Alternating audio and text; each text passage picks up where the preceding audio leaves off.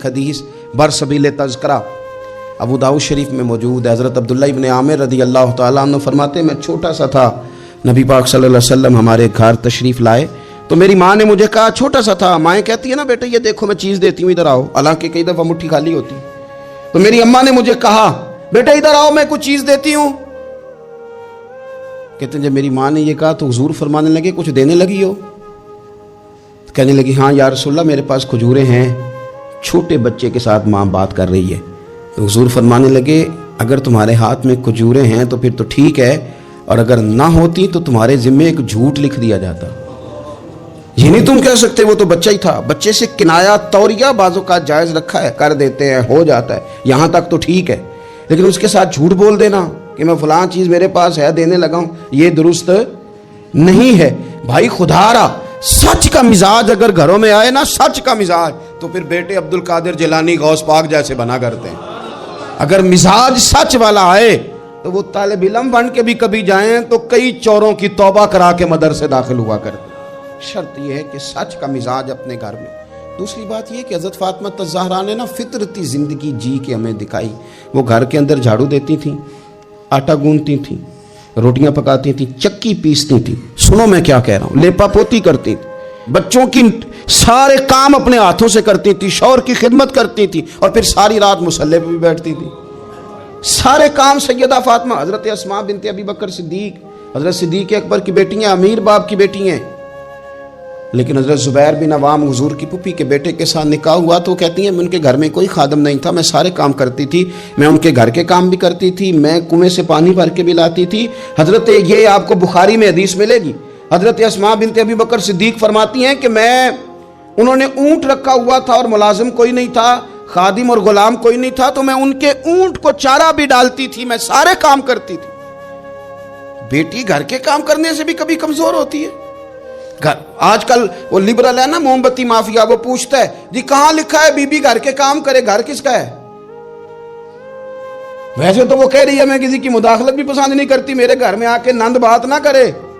تب تو وہ کہہ رہی ہے کہ میرے گھر میں مداخلت بھی کوئی نہ کرے, اور جب کام کرنے کی باری آئی ہے تو کہتے ہیں کس حدیث میں لکھا ہے؟ بالکل نہیں کسی حدیث میں لکھا, اس میں کوئی شک نہیں, لیکن یہ ضرور لکھا ہے کہ مدینے والے کی صاحبزادی اپنے گھر کے کام کرتی تھی. یہ ضرور لکھا ہے کہ صدیق اکبر کی وہ صاحبزادی کہ جن کو نبی پاک صلی اللہ علیہ وسلم کی غار ثور میں روٹی پہنچانے کا شرف حاصل ہے, وہ گھر کے سارے کام کرتی تھی, اپنے خامن کے جانوروں کی بھی خدمت کرتی تھی. یہ ضرور لکھا ہے, یہ سیرت اپنائیں. پھر حضرت فاطمہ رضی اللہ تعالیٰ عنہ نے نا 3 سال قید بھی کاٹی ہے شیب ابی طالب میں حضور کے ساتھ, پتے کھا کے بھی گزارا کیا ہے. احد میں جنگ عروج پہ تھی تو حضور ساتھ لے کے گئے تھے حضرت فاطمہ کو. سیدہ مشکیزے میں پانی بھر بھر کے زخمیوں کو پلاتی تھی, دعائیں دیتی تھی. بڑا عجیب منظر ہوا. مولا مرتضیٰ شیر خدا کرم اللہ تعالی وجہہ الکریم ارشاد فرماتے ہیں کہ عجیب ہم نے منظر دیکھا کہ حضور کا وجود لہو لہان ہو گیا.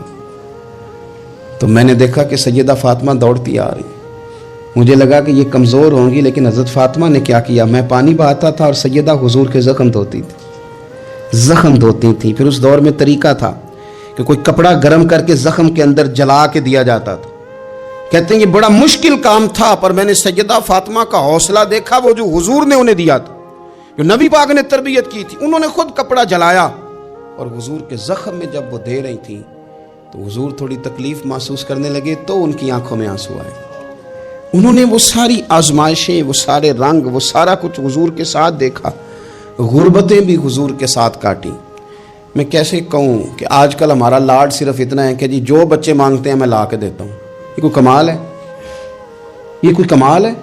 یہ تو آپ نے الجھا دیا انہیں, آپ نے ان کو بگاڑنے میں اور محنت سے انہیں دور کرنے کے لیے آپ نے ظلم کیا ان کے ساتھ. جو مانگتے ہیں لا کے, یہ کوئی کام ہے کرنے والا کام تو یہ تھا کہ بچوں کو کچھ نہ ملے تو انہیں صبر کرنا بھی آئے, انہیں کچھ نہ ملے تو انہیں اپنی زبان شکوے سے روکنی بھی آئے. حوصلہ اگر آپ دیکھیں نا, حضور فرماتے ہیں کسی باپ کا اپنی اولاد کے لیے سب سے اچھا تحفہ پتہ کیا ہے؟ یا رسول اللہ کیا ہے؟ فرمایا جس نے اپنی اولاد کو سب سے اچھا ادب سکھا دیا اس نے سب سے اچھا تحفہ دے دیا ہے. ان کو آداب زندگی سے آگاہ کریں, اچھا تحفہ ہو گیا ان کے لیے. آپ سمجھتے ہیں دولت کے انبار ان کے پیروں میں لگا دیے جائیں تو پھر ماحول آسانی والا ہوگا, پھر تو لڑائی اور بڑھ جائے گی, پھر تو شدت پسندی اور بڑھے گی. پھر تو کاہلی، سستی، نکما پن اور زیادہ آئے گا۔ رسول کائنات صلی اللہ تعالیٰ علیہ وسلم نے صبر کرنا سکھایا۔ کئی دنوں کی بھوک تھی نبی پاک صلی اللہ علیہ وسلم کی، 3 دن بیت گئے تھے۔ تو حضور صلی اللہ علیہ وسلم کے ساتھ کچھ صحابہ بھی تھے۔ حضور حضرت ابو ایوب انصاری کے ہاں گئے، پہلے میزبان نبی پاک۔ انہوں نے دیکھا کہ چہرہ نور پہ نکاہت ہے، تو جلدی سے ایک بکری ذبح کی۔ بکری پکنے لگی تو انہوں نے نا کھجور اور کچھ انہوں نے اتار کے انگور وغیرہ پلیٹ میں رکھ کے حضور کی بارگاہ میں پیش کیے۔ یا رسول اللہ شوق فرمائیے جب تک کھانا پکتا ہے۔ حضور نا ہلکے ہلکے ایک لقمہ اٹھا لیتے، کبھی کبھی ایک لقمہ اٹھا لیتے۔ حضور کھانے لگے، اتنی دیر میں کھانا پک کے آ گیا۔ بڑے شوق سے، رغبت سے نہیں حضور نے کھجوریں کھائیں، شوق کے ساتھ نہیں نبی پاک صلی اللہ علیہ وسلم نے انگور کھائے۔ کبھی کبھی نا جیسے کوئی ایک ٹکڑا بندہ اٹھا کے کھاتا ہے، اس طرح نبی پاک صلی اللہ علیہ وسلم کھا رہے ہیں۔ کھانا پک کے آیا تو حضور نے ایک روٹی اٹھائی اور 2-3 بوٹیاں اٹھائیں اور رکھیں، پھر ان کو لپیٹا اور آنکھوں میں آنسو آئے۔ ایک صحابی کو تھما کے کہا یہ لے جاؤ اور فاطمہ کو دے آؤ۔ میں نے نہ 3 دن سے کچھ نہیں کھایا اور فاطمہ نے 6 دنوں سے کچھ نہیں کھایا۔ 6 دن ہو گئے، انہیں اپنے گھر میں صبر سے وقت گزارا ہے، کچھ نہیں کھایا، لے جاؤ کھانا۔ حضور صلی اللہ علیہ وسلم نے نا ان کو صبر سکھایا، حوصلہ سکھایا، ان کو ذوق سکھایا۔ اور پھر آپ نے سوسائٹی کے اندر کوئی کام کرنا ہے، کوئی انقلاب برپا کرنا ہے، کچھ آگے بڑھنا ہے، معاشرے کو، ملت کو، قوم کو، آپ نے قبیلے کو کچھ دینا ہے، تو اس کے لیے اگر آپ کے گھر والے آپ کا ساتھ دینا تو پھر کام کرنا آسان ہو جاتا ہے۔ لیکن اگر مشکلات گھر سے پڑنی شروع ہو جائیں، گھر والے حوصلہ شکنی کرنے لگے، گھر والے اگر کمزوری دکھانے لگیں، تو پھر بہت سارے کام جو بندہ کرنے کی صلاحیت رکھتا ہے وہ بھی نہیں کر پاتا۔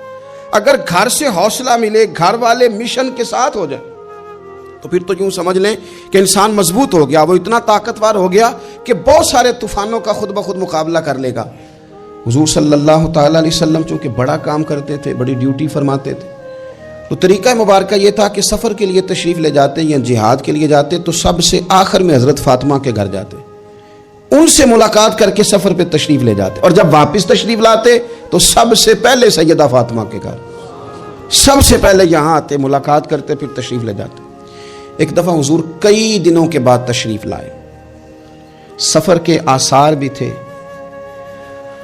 اور پھر حضور کا لباس مبارک بھی بہت دنوں سے حضور نے نیا جوڑا نہیں خریدا تھا، پہننا نہیں تھا، شرف نہیں بخشا تھا، تو کپڑے مبارک بھی نبی پاک صلی اللہ علیہ وسلم کے بظاہر بہت پرانے لگ رہے تھے۔ تو حضرت فاطمہ کے ہاں حضور تشریف لے گئے، تو سیدہ پاک نے نا حضور کے کپڑوں کو جھاڑا اور جھاڑ کر کے عرض کی یا رسول اللہ آپ بڑی مشقت فرماتے ہیں، حضور آپ بڑی مشقت کرتے ہیں دین کے لیے۔ یا رسول اللہ صلی اللہ علیہ وسلم دیکھیں کب سے آپ نے کپڑے نہیں خریدے، حضور یہ مشقت کب تک، کس حد تک؟ یہ گویا سوال ہے حضرت فاطمہ کا۔ یا رسول اللہ صلی اللہ علیہ وسلم اتنی مشقت؟ تو حضور نے فرمایا فاطمہ تیرے باپ کی ڈیوٹی ہے، تیرے باپ کی ڈیوٹی ہے کہ ہر دیہات میں، ہر شہر میں دین پہنچانا ہے۔ پھر نبی پاک صلی اللہ علیہ وسلم نے ایک جملہ کہا جو میں نے پہلی دفعہ پڑھا تو بتاتا ہے کہ مشن کتنا بڑا ہے۔ نبی پاک صلی اللہ علیہ وسلم نے فرمایا فاطمہ جہاں تک رات پہنچتی ہے نا وہاں تک ہم نے اللہ کا دین بھی پہنچانا ہے۔ جہاں تک رات آتی ہے نا، جہاں جہاں رات پہنچتی ہے وہاں تک رسول کریم کا دین بھی پہنچے گا۔ حضور صلی اللہ تعالیٰ علیہ وسلم نے یہ انداز حضرت فاطمہ کو سکھایا کہ جہاں جہاں رات پہنچتی وہاں وہاں دین بھی پہنچے گا، وہاں وہاں یہ دین پہنچ کر کے رہے گا۔ اب آپ اندازہ فرمائیے اتنا بڑا مشن تھا، اور اس میں سیدہ فاطمہ الزہرا رضی اللہ تعالیٰ عنہ ساتھ حضور کے وقت گزارتی ہیں، ساتھ رہتی، بہت زیادہ آسودگی والی زندگی نہیں، لیکن اس کے باوجود بہت زیادہ پردے کا اہتمام۔ با پردہ عورت کون ہوتی ہے؟ جو برقع پہنے اور سارا گھوم کے واپس آ جائے۔ برقع اس نے پہنا، نقاب اس نے کر لیا، اب جہاں دل کرے جائے، نہیں، یہ بھی با پردہ ہے، اس پر بھی کوئی الزام نہیں۔ لیکن جو اصل با پردہ عورت ہے وہ کون ہے؟ جو گھر سے صرف ضرورت کے لیے نکلے، صرف مجبوری کے لیے گھر سے باہر جائے، ورنہ اپنے گھر سے، وہ عورت با پردہ ہے۔ ایک دن نبی پاک صلی اللہ تعالیٰ علیہ وسلم نے صحابہ سے پوچھا نا بتاؤ مجھے دنیا میں سب سے بہترین عورت کون ہوتی ہے؟ لوگوں کا اپنا اپنا رویہ ہوتا ہے، کچھ کا خیال تھا کہ جو قرآن پاک کی حافظہ ہو، کچھ کا خیال تھا عالمہ فاضلہ ہو، کچھ کا خیال تھا کہ بچوں کی تربیت ٹھیک کرنے والی ہو، دین جس نے بچوں کو سکھایا وہ بہتر ہے۔ سب اپنے اپنے انداز میں بات کرتے ہیں، لیکن حضور نے فرمایا تم نے میری مراد کو پہنچے۔ حضرت مولا علی شیر خدا فرماتے میں پیچھے بیٹھا تھا، ذرا میں نے گردن جھکائی اور چھپ کے نہ، ویسے بھی قد مبارک بظاہر تھوڑا چھوٹا تھا حضرت علی کا، کہتے میں نکل گیا، حضرت فاطمہ کا حجرہ ساتھ ہی تھا، جا کے میں نے کہا فاطمہ حضور نے سوال پوچھا ہے، اب میں کس طرح یہ بات کروں کہ مولا علی شیر خدا کا علم۔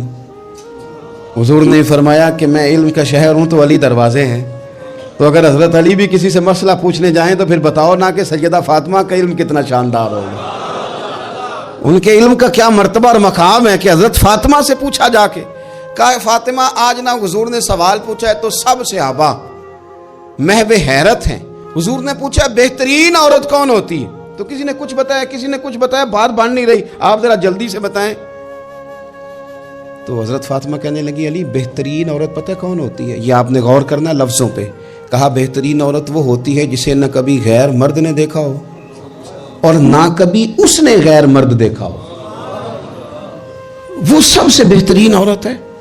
آپ میری بات پہ غور کریں، بس یہ حد ہے، یہ سیدہ فاطمہ کا پیغام ہے، یہ آج کے جمعے کا میسیج ہے۔ فرمایا نہ اس نے غیر مرد دیکھا ہو اور نہ غیر مرد نے اسے دیکھا، بہترین عورت ہے۔ حضرت سیدنا علی المرتضیٰ کہتے ہیں میں چپکے سے آ کے پھر صفوں میں بیٹھ گیا، بات ابھی جاری تھی، صحابہ بات کر رہے تھے، میں نے ہاتھ کھڑا کیا، میں نے کہا حضور بتاؤں؟ فرمایا بتاؤ۔ میں نے کہا یا رسول اللہ بہترین عورت وہ ہوتی ہے نہ اس نے غیر مرد دیکھا ہو اور نہ غیر مرد نے کبھی اسے دیکھا ہو۔ حضور نے میری بات سنی تو مسکرا کے فرمایا فاطمہ میرے جگر کا ٹکڑا ہے۔ کہا فاطمہ میرے جگر کا ٹکڑا ہے۔ تو حضرت علی المرتضیٰ کہتے ہیں صحابہ ایک دوسرے کا منہ دیکھ رہے تھے کہ بتایا تو علی نے، تعریف حضرت فاطمہ کی انہیں نہیں سمجھ آ رہی تھی، میرے دوستوں کو تو مجھے تو آ رہی تھی نا، مجھے تو سمجھ آ رہی تھی نا کہ حضور کیا فرما رہے۔ تو سیدہ فاطمہ الزہرا وقت وصال آ گیا، 6 ماہ حضور کے بعد گزارے پر آنکھوں سے آنسو خشک نہیں ہوئے، اور عجیب سیرت نگاروں نے باتیں لکھی ہیں، حضور کی اونٹنی بھی آ کے نا حضور کے بعد حضرت فاطمہ کے دروازے پہ بیٹھی رہتی، حضور کی اونٹنی بھی، وہ جو حضور کے جانور تھے نا وہ بھی سیدہ فاطمہ کے دروازے پہ آ کے بیٹھے رہتے۔ 6 ماہ یوں ہی گزرے، پھر ایک دن حضرت مولا علی شیر خدا کو بلا کے کہا کہ علی بس ایک بات کا خیال رکھنا، جنازہ میرا رات کو اٹھانا، رات کو پردوں میں چھپ کے وقت بتایا ہے، تو اب بھی چاہتی ہوں کہ میرے جنازے کو میری چارپائی کو بھی غیر محرم نہ دیکھیں۔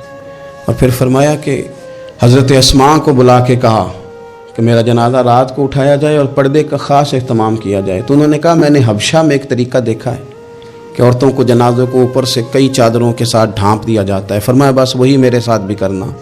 رات کو ہی جنازہ اٹھا، تو شاید مدینے میں آج کوئی آنکھ ایسی نہیں تھی جو خشک رہی ہو، حضرت عمر جیسے لوگ بھی روئے، حضرت ابوبکر صدیق جیسے لوگوں کی آنکھیں بھر آئیں، سیدنا عثمان غنی رضی اللہ تعالیٰ عنہ بھی ایک کونے میں بیٹھے تھے، کئی منٹوں تک سیدہ عائشہ صدیقہ رضی اللہ تعالیٰ عنہ بولی نہیں۔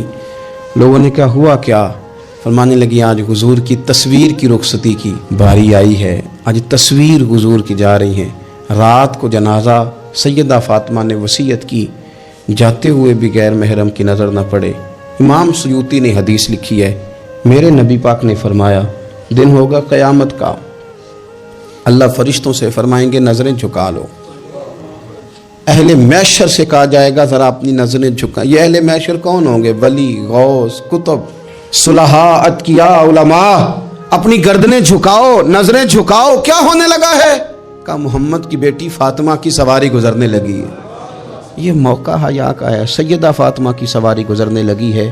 یہاں چونکہ انہوں نے پردوں میں وقت گزارا ہے تو صبح قیامت بھی پردوں کے اندر وہ جائیں گی۔ میرے اعلیٰ حضرت فرماتے ہیں سیدہ زاہدہ طیبہ طاہرہ، اور فرماتے ہیں جان احمد کی راحت پہ لاکھوں سلام۔ جان احمد کی راحت پہ، حضور کی جان کی راحت ہیں سیدہ فاطمہ، جان احمد کی راحت۔ اور پھر فرماتے ہیں آب تطہیر سے جس میں پودے جمے، اس ریاض نجابت پہ لاکھوں سلام۔ وہ تو پاکیزگی کا باب ہے۔ ایک تو یہ کہ خوب عقیدت کا اظہار کریں، دوسرا یہ کہ اپنے بچوں کو حوصلہ مند بنائیں، تیسرا یہ کہ سچ کی عادت ڈالیں، چوتھا یہ کہ صبر کا ان کو سبق دیں، پانچواں یہ کہ پردے کی خاص نصیحت فرمائیں، اور اپنے گھروں کے اندر آپ پیار والا ماحول بنائیں، بچوں کے ساتھ احترام والا رشتہ بنائیں۔ حضور سیدہ کے آنے پہ کھڑے ہوتے تھے، اس طرح کا ماحول بنائیں کہ جس سے اپنائیت بڑھے۔ اللہ کے حضور دعا ہے اللہ تعالیٰ ان کے صدقے ہماری اولادوں پہ فضل فرمائے۔